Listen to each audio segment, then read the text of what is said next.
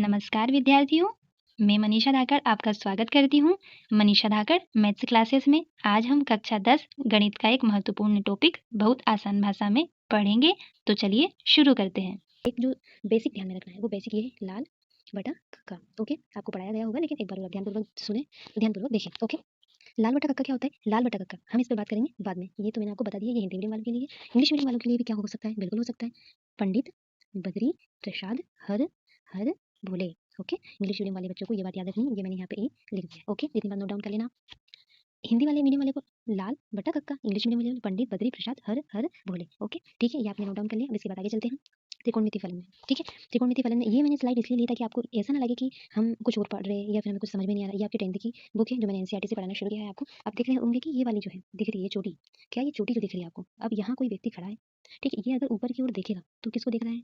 इस मीनार की या फिर जो ये लगा हुआ है खंबा, इसकी क्या दिख रहा है? चोटी को देख रहा है। यहाँ से यहाँ तक चलता है तो इधर आधा, मतलब इधर से इधर अगर जाता है, यहाँ से चलना प्रारंभ करता है और यहाँ तक जाता है तो ये उसका क्या हो जाता है? आधार हो जाता है। और अगर यहाँ से वो ऊपर की ओर देखता है तो ये उसकी चोटी को देख रहा है। अब इससे दो प्रकार के कोण बनते हैं, एक अवनन कोण बनता है और एक उन्नयन कोण बनता है। ठीक है, वो भी मैं आपको बताऊंगी आगे। ठीक है, अब हम हमारी बात को आगे कंटिन्यू रख के चलते हैं।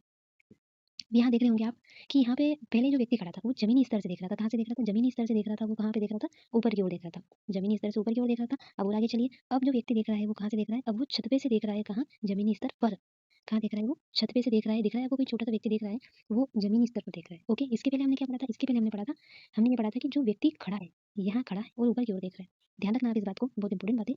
अगर नीचे से हम ऊपर की ओर देखते हैं, मतलब हम जमीन पर खड़े हैं, लेकिन हम किसी भी व्यक्ति का सिर, मस्जिद की चोटी, मंदिर की चोटी, घर की घर के ऊपर लगा कोई झंडा, कुछ भी देखते हैं। आपने 15 अगस्त से 26 जनवरी पे देखा होगा, जब भी झंडा रोहण होता है तो सबसे पहले हम वहाँ देखते हैं जहाँ से उस झंडे के अंदर फूल बंधे होते हैं। तो नीचे से जो ऊपर तक देखने का जो सफर होता है, नीचे से अगर ऊपर देखते हैं तो भी एक कोण बनता है, ऊपर से नीचे देखते हैं तो भी एक कोण बनता है। बस आप इतना याद रखिए कि हम दो जगह से देखते हैं, एक बार नीचे से ऊपर और ऊपर से नीचे। ओके, चलिए तो हम कंटिन्यू करते हैं हमारी स्लाइड को। अब चल रहे हैं हम यहाँ पे।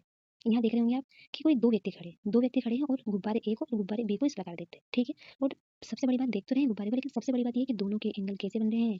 मतलब अगर त्रिभुज ऐसा ऐसा है और अगर उसमें ऐसा निशान है, समझ जाना कि वो कितने डिग्री का बेटा, हमेशा याद रखना वो कितने डिग्री का है, 90 डिग्री का है। ओके, अब हम कंटिन्यू चलते हैं। कोणों के अनुपात को त्रिकोणमितीय अनुपात कहते हैं। देखो, ऑब्जेक्टिव की तैयारी भी आपको साथ साथ करनी है, तो आपको क्या करना पड़ेगा कि जो थ्योरेटिकल थोड़े छोटे छोटे से पॉइंट है ध्यान में रखना पड़ेगा। कोणों के त्रिकोणमितीय अनुपात कहते हैं। किसे कहते हैं? कोणों के त्रिकोणमितीय अनुपात। थोड़ा सा पढ़ते हैं हम थ्योरी को। देखो, इस अध्याय में समकोण त्रिभुज की भुजाओं, कुछ अनुपातों और उनके न्यून कोण के सापेक्ष अध्ययन करेंगे, जिसे कोणों का क्या कहते हैं? त्रिकोणमितीय अनुपात कहते हैं। ओके, हम जो अध्ययन करेंगे उसे क्या कहते हैं? त्रिकोणमितीय अनुपात कहते हैं। ओके, अब इसी चैप्टर में हम पढ़ेंगे सर्व समीकरण, जो आपको यहाँ देखे रखी है ना, सर्व समीकरण जो देखे रखी है आपको, ये देखिए रखिए सर्व समीकरण।